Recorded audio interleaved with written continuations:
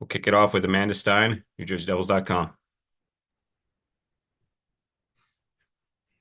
Hey Sheldon, obviously just wondering, we talked the other day about your two injured players. Do you have an update now that you guys are back, or is it going to take maybe until you're back on the ice kind of thing? Yeah, obviously, yeah, it's only been about 15 hours, I guess, since we spoke last. So no update today. And even if I had one, I don't think I'd give it to you here on an off day. But obviously we'll practice tomorrow and see where we're at then. One of the questions I had for you, you mentioned it a little bit briefly yesterday, is the play of Shimon Nemits and coming in and stepping in and taking a little bit of that role. Can you expand a little bit more on what you liked about what he was able to do with the minutes that you gave him? I thought he stepped in, played with some confidence, moved the puck well. I thought he made a couple really nice plays that help us get into some scoring areas. And it's not an easy environment. I mean, hard place to play. Playoffs are difficult. That's a hard spot to be put into, with us missing players like we were. So yeah, I thought he gave us some good minutes, which was obviously important because I mean those other four guys, they had a lot on their plate, and we needed to be able to give them a breather from time to time, and I thought Nemo did a good job of that. And then lastly, for me, Broder said yesterday after the game that he really felt that the way you guys played, the level that you raised your game, if you continue that way, the bounces will come and things will start, being put together. Do you see that maybe in review from what happened? Do you like sort of that standard that you guys are at right now? I thought we gave ourselves a chance to win the game. I mean, there's no question of that, and that's the baseline. That's where you got to get to. It gives you a chance. Now we got to make some plays and finish some opportunities and get greater volume of offense if we want to score, be it 5-on-5 or power play, because we need to score more. So there's more to it than just working in the effort. That's the baseline.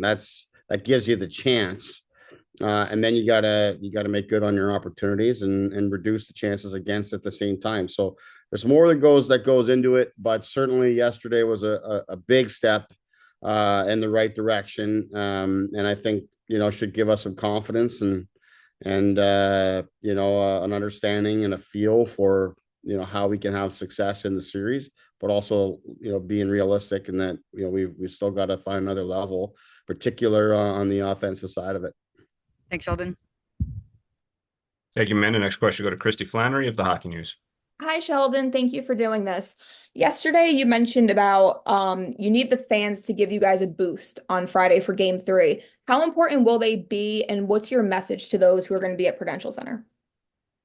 Yeah, I think it's vital. I mean, we just played two very tough road games, a very tough building that Carolina's for a reason is one of the top home teams in the NHL and has been for a number of years. Uh, and I think New Jersey have heard nothing but great things about the playoff environment that's created here, and I know our fans are hungry for playoff action, and we're in a spot here as a team where we need a boost. We need it to be live. We need energy. There's been so many games this season at home, and we've played at our best, and our fans have really been pushing the group and responding well to the group. We got to give them reason to push us and all of that. But we're looking forward to being on home ice and all the things that could come with that. And on a personal level, I'm looking forward to experiencing Devils fans in the playoffs for the first time. Thank you. Thank you, Christy. Our next question go to Bill Spalding of MSG Networks. Hey, Sheldon. At the end of the game yesterday, with how hard the guys had played, you could kind of see just how dejected they were after that 3-1 goal with the effort they had. And it kind of reminded me a bit of the Dallas game with, player injuries and the guys responding and putting that effort in from back in March. Obviously, bigger situation here in the playoffs. But you talked after that game about kind of the message you left your guys with after that one. Did you have a similar type of message based on just the effort and the way the guys played there, but not quite getting the reward they would have wanted for it? Yeah, I went in and talked to the group. Don't always do that after a loss, but I thought it was important to do so, especially knowing that we were going to take an off day here today before I saw them in practice tomorrow. I just want to give them that message. Really like their effort, gave us an opportunity to win the game. There's a pathway there that we were on that I think could lead to us winning the game, and you play that one over. Maybe there's a few times where maybe you don't give up a shorthanded goal against. Maybe you score a power play goal and find another way to a way to get another one of your chances in, and these things can kind of turn quickly. So that's really the message, and then the overriding message is this: it's a playoff series, and we're coming back home, win or lose in game one or two. You still have to take care of things in your own building, and you have to win your games at home. So that's really where we're at, and just focusing on the fact that there's added importance now, of course, to game three. But the fact that you had to take care of games in your own building, that's not new or different, so let's just focus on that and build some confidence in the fact that we can compete in the series, and that we expect we'll get better at home. Thank you. Thank you, Bill. Next question go to Rachel Herzog of MSG Networks. Hey, thanks, Pete. And Sheldon, going back to game one, talking about the second period, you said your team felt overwhelmed with the amount of pressure Carolina was putting on you guys. And it seemed as though your team yesterday did a much better job of stopping the bleeding, despite them being able to put two in the back of the net. What were some of the keys to being able to better manage those swings? Maybe not even just in the second period, but just throughout the entire game. What did you like from that aspect?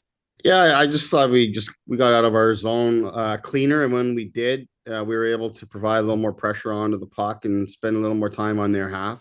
Still got to get better in that area, still a little bit too much on our half of the ice, and still a few, too many chances against and such. But yeah, I thought we just did a better job of managing that. And listen, we lost the game, so we still have to get better. But I think, and a change of attitude and perspective and understanding of really what it's required to compete in the playoffs, and in this series in particular, I think served our guys well. I like the response in that way, and we got to keep getting better as a team. Thank you. Thank you, Rachel. We're through our questions in the queue. Is there anyone else with anything? We'll open it up. Ashley Sarge, go ahead.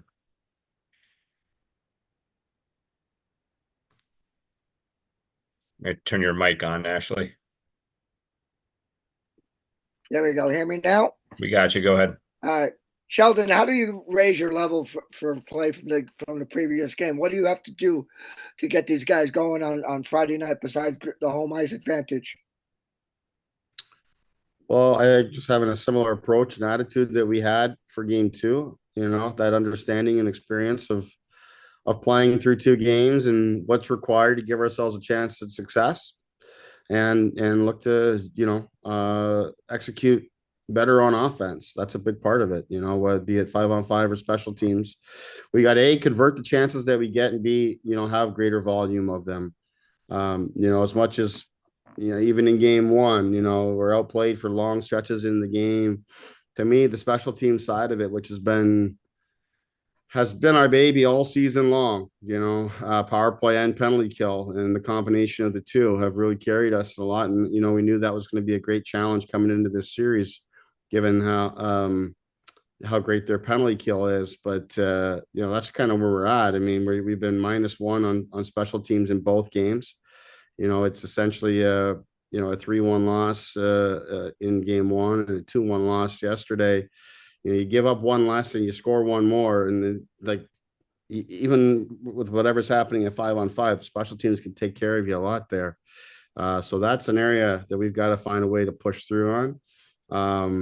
But the overriding theme is just a similar type attitude and approach and work rate. The effort level has got to be through the roof, and I thought it was in lots of ways last night. We're going to need more of it here at home.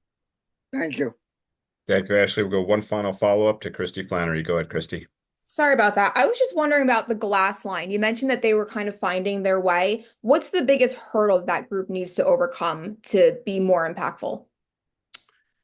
Well, I think they just got to find ways to spend less time in our end and more time in the offensive end and just little details in their game. That's really what I'd say. Has been the issue in both games. Really, I've made the change of Sprong coming out and Nason going onto that line with hopes that it would help. And I thought it was a little bit better, but I just think some of our inexperience there in the playoffs with Glass and Cotter on the left side haven't gotten their footing in the series yet, and we need that uh, to happen quickly. These are important guys that you look at some of their depth people and how they're in Carolina, they're making a difference in the series, and we really need that. While you're looking for your top guys to come through and score, we need some of our depth people to make a difference as well, or at least be able to hold their own at 5-on-5 shift to shift. Thank you. Thank you, Sheldon. Thank you, everyone, for joining us. Enjoy the rest of your day, and we'll see you tomorrow.